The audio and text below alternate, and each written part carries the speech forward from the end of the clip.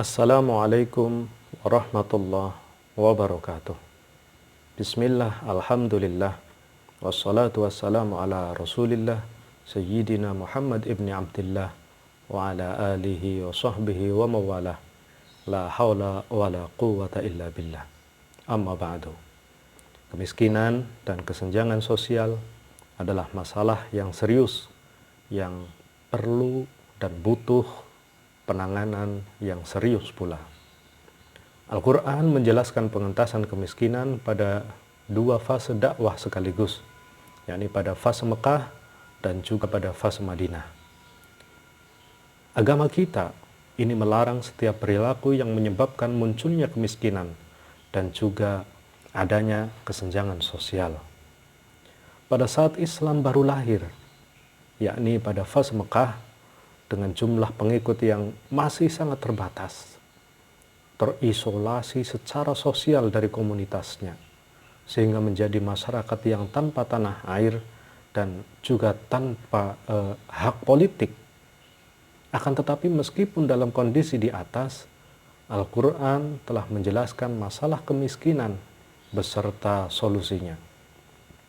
Di dalam fase ini, masalah kemiskinan dan kesenjangan sosial dijelaskan dalam beberapa Al-Quran surat antara lain Al-Muddathir ayat 42-46. Ma salakakum fi saqar qalu lam naku minal musallin wa lam naku nut'imul miskin wa kunna nakhudu ma'al khaidin wa kunna nukadzibu biyaumiddin. Di dalam surat tersebut Al-Quran surat Al-Muddathir ini merupakan surat yang turun pada fase permulaan dakwah, yakni golongan surat-surat Makkiyah yang mana menjelaskan kondisi kelompok yang celaka. Kelompok yang celaka ini atau ashabus shimal ini disiksa di dalam saqar, di dalam api neraka. Saat mereka ditanya tentang penyebab mereka masuk neraka, mereka menjawab bahwa di antaranya adalah karena mereka tidak memperhatikan nasib orang miskin, tidak membantu kaum du'afa, dan membiarkan mereka dalam kepapaan. Di surat yang lain, Al-Quran surat Az-Zariyat ayat 19, wa fi amwalihim haqqul lisaili wal mahrum. Pada harta-harta mereka ada hak untuk orang miskin yang meminta dan orang miskin yang tidak mendapat bagian. Sifat-sifat orang yang bertakwa ini antara lain digambarkan bahwa orang-orang yang meyakini bahwa ada hak para du'afa yang ada dalam setiap harta yang mereka miliki. Jika mereka menginfakkan harta untuk kaum du'afa, itu bukan hibah atau pemberian, melainkan justru adalah memang hak mereka.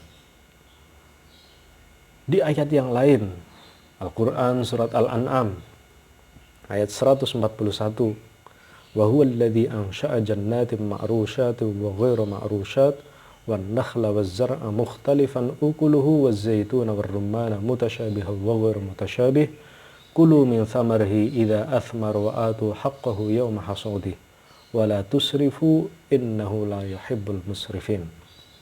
Di dalam ayat ini Allah Subhanahu wa taala menjelaskan bahwa setiap hasil pertanian ini harus ditunaikan zakatnya.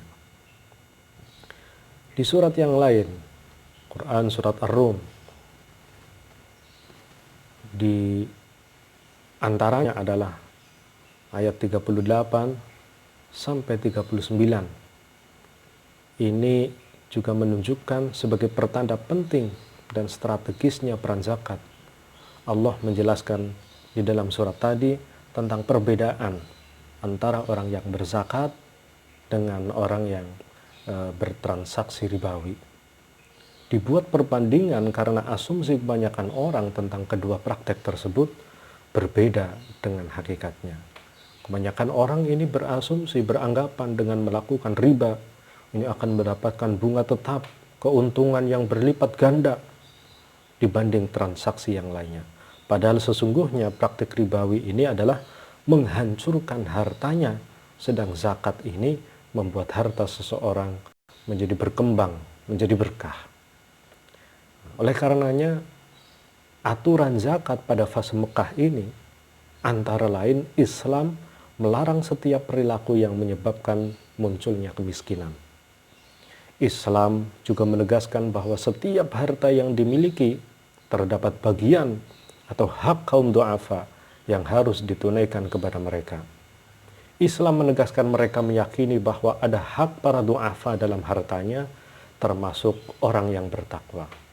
Menjelaskan wajib zakat terhadap salah satu harta zakat berupa zakat pertanian dan membuat perbandingan antara yang berzakat dan perilaku ribawi sebagai jawaban atas asumsi yang keliru bahwa praktik riba ini mendapatkan bunga yang berlipat. Pada fase Madinah, surat-surat Madaniyah, Allah Subhanahu wa taala menjelaskan lebih detail tentang zakat. Seperti antara lain pada Al-Qur'an surat Al-Baqarah ayat 110, wa aqimus shalah wa atuz zakah. Dan pada Al-Qur'an surat At-Taubah misalnya, walladzina yaknizuna adz-dzahaba wal fiddah wa la yunfiqunaha fi sabilillah fabashshirhum bi'adzabin alim. Aturan fase Madinah ini zakat sebagai instrumen pengentasan kemiskinan wajib ditunaikan setara dengan kewajiban sholat 5 waktu. Melarang praktek menimbun harta dan menegaskan sanksi bagi pelakunya, karena menimbun harta berarti menahan harta dan akan berkurang karena terkena wajib zakat. Memberikan legalitas kepada para amil zakat untuk memungut dan mengambil zakat dari para muzaki. Oleh karenanya, masalah kemiskinan bukan hanya masalah ekonomi semata, melainkan juga menjadi masalah sosial, masalah politik, dan masalah kemanusiaan. Agar zakat bisa menunaikan perannya dalam pengentasan kemiskinan, maka harus diidentifikasi terlebih dahulu penyebab dari kemiskinannya tersebut. Demikian, mudah-mudahan ada manfaatnya. Wal afa minkum. Wassalamualaikum warahmatullahi wabarakatuh.